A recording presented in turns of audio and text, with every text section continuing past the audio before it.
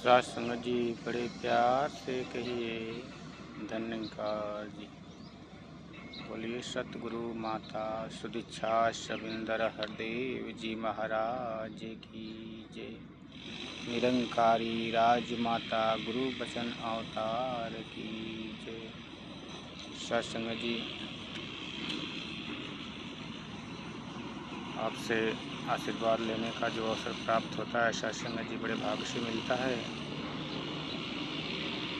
सत्संग जी दास भक्ति के ऊपर विचार रखेगा।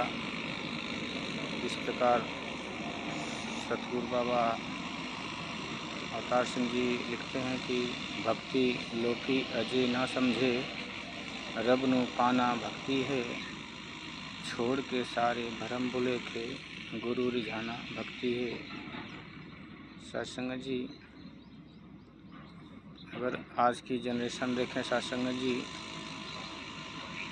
तो भक्ति का मायने को बिना समझे बिना जाने लोग भक्ति तो करते हैं, लेकिन भक्ति कैसे करना चाहिए, क्यों करना चाहिए, इसका परिणाम क्या है, इसको बिना जाने ही इंसान भक्ति कर रहा है। और ये जीवन हीरा जन्म मिला, जो कहते हैं कि ये हीरा जन्म है, मानुष का जन्म, इसे यहीं व्यर्थ में गंवाते जा रहा है। सत्संग जी, जैसा कि तो लिखते हैं कि तुलसीदास जी की बिन प्रतीति प्रीति नहीं हुई, जाने बिन न होई प्रतीति, बिन प्रतीति होई नहीं प्रीति, प्रीति बिना नहीं भक्ति दृढ़ाई, ज्यों खगेश जल की चिकनाई। जब तक इंसान इस परम पिता परमात्मा को जान नहीं जाता, दर्शन नहीं कर लेता सत्संग जी, तब तक भक्ति संभव नहीं है। चाहे लाख यत्न कर ले, कहते हैं कि लाख यत्न कर ले या प्राणी बस में यह नहीं आ सकता, प्रभु की इन रचनाओं का भेद कोई नहीं पा सकता। सत्संग जी, परमात्मा अखंड है, अडोल है, अथाह है, अगोचर है, इसको जानना बहुत ज़रूरी है। और इसको जानने के लिए मानव जीवन ही एक उत्तम योनि है जिसमें जाना जा सकता है। अन्य योनियों में इसको जानना संभव नहीं है। सत्संग जी, इंसान कोई भी पदार्थ, वस्तु, सामान खरीदने बाज़ार में जब जाता है सत्संग जी, अगर उसको उसके विषय में जानकारी नहीं होती है तो अपने हित रिश्तेदार, दोस्त, पड़ोसी किसी को भी साथ में ले लेता है जो उसका अच्छा जानकार हो,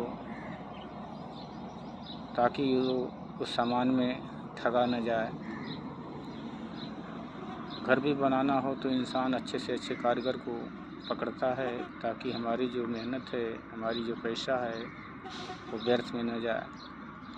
लेकिन जब बात भक्ति की आती है सत्संग जी, यहाँ तक कि रिश्ते भी देखने जाता है तो लोगों को साथ लेके जाता है, स्वयं द्वारा कोई निर्णय नहीं लेता।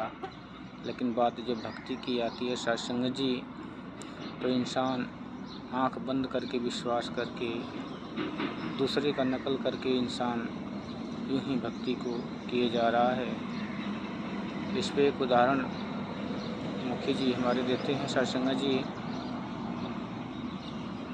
कि कहीं एक बहुत विशाल मंदिर था। काल्पनिक उदाहरण है सत्संग जी की, कहीं बहुत बड़ा विशाल मंदिर था और वहाँ बहुत काफ़ी भीड़ लगी थी। त्योहारों के दिन में लोग दर्शन करने के लिए इकट्ठे हुए थे। सत्संग जी, उसमें एक बहन जी के गोद में एक छोटा बच्चा है, वो भी दर्शन करने के लिए फूल माला धूप बत्ती लेकर मंदिर में लाइन में खड़ी थी। भीड़ काफ़ी थी तो लोग दर्शन कर रहे थे, लेकिन सत्संग जी, उनका छोटा बच्चा जो गोद का है उसे मालूम नहीं है और वो वहाँ पे टट्टी कर देता है, बाथरूम कर देता है गोद में ही, और नीचे गंदगी फैल जाती है।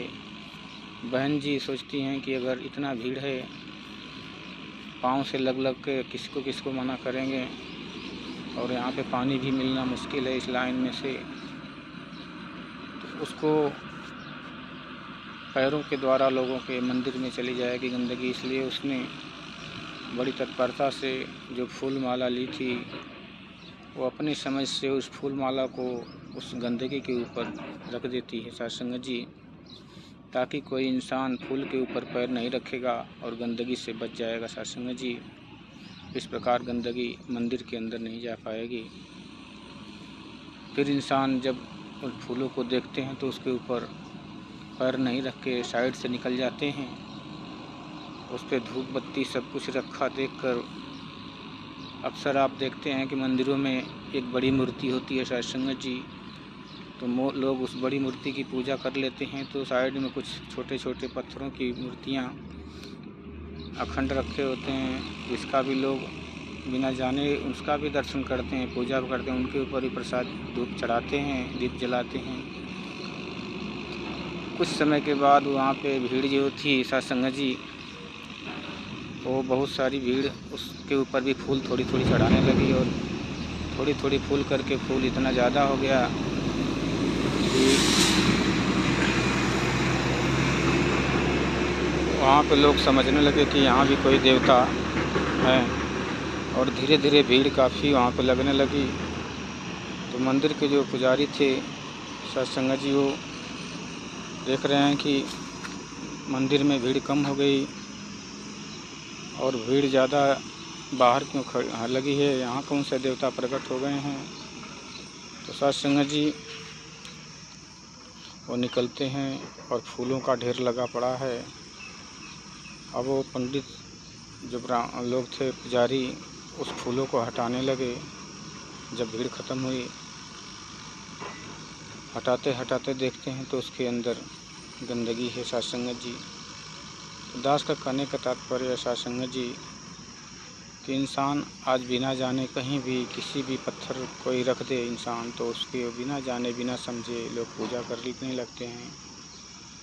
विश्वास परमात्मा का करना चाहिए, परमात्मा के जानकर ही भक्ति करना चाहिए। जबकि हमारे वेद पुराण गवाही दे रहे हैं कि जाने बिन न होई प्रतीति। हमें जिस प्रकार सामान को खरीदने जाते हैं बाज़ार में तो सबको लेकर जाते हैं, उस प्रकार सतगुरु के द्वारा इस पार ब्रह्म परमेश्वर को जब तक हम जान नहीं जाते साध संगत जी, तब तक हमारी भक्ति संभव नहीं है। वैसे भी कहते हैं कि ज्ञान बिना भक्ति अंधी होती है और प्रेम बिना भक्ति लंगड़ी भी होती है साध संगत जी। अगर कोई इंसान अंधा भी हो और लंगड़ा भी हो तो न वो देख सकता है न चल सकता है साध संगत जी। तो भक्ति हम अंधी और लंगड़ी भक्ति करते हैं तो हमारी भक्ति परवान नहीं होती। इसलिए कहते हैं कि हीरा जन्म ये जो तुझको मिला है ये गंवाने के काबिल नहीं है, तेरा सांसें है अनमोल मोती जो लुटाने के काबिल नहीं है। साध संगत जी महात्मा गाते हैं। तो ये जो सांसें हैं लिमिटेड टाइम मिली है, इसका लिमिटेड टाइम है। इन सांसों के रहते हुए लिखा है कि इन सांसों के रहते कौन है तो जान ले, ऐ इंसान यही है मौका ईश्वर को पहचान ले। पहचानने की जो बात आती है साध संगत जी कहते हैं कि पहचान, जैसे हम किसी मार्ग में जाते हैं कहीं दूर, कोई रास्ते में कोई अच्छा दोस्त भी मिल जाता है जिससे परिचय होता है। पहले परिचय तो नहीं होता, लेकिन बाद में जब परिचय हो जाता है और उसके विषय में पूरा रूप से जान जाते हैं, कुछ बातें हो जाती हैं, तो वो जीवन में हमेशा याद आता है। जब भी कहीं दूर से उसका चेहरा याद करते हैं तो सभी उसका सामने, उसके गुण, उसके लक्षण सब सामने प्रकट होते हैं। इसीलिए परमात्मा को देखना अति आवश्यक है। बिना जाने इसको याद भी नहीं किया जा सकता, बिना जाने इसको सुमरन भी नहीं किया जाता साध संगत। इसलिए परमात्मा को देखकर ही भक्ति करें। ये जीवन अमोल है, इसकी कदर करें। और दास के कहने के दौरान जो भी त्रुटियां हो गई हों, दास आप जी के चरणों का बालक है, जो कुछ सीखा है आप जी के चरणों से ही सीखा है। अगर कुछ ऐसे शब्द निकले हों तो उसे बालक समझ के अपने चरणों से लगा रहे हों और बख्श लेना। साध संगत जी प्यार से कहिए धन्यवाद जी।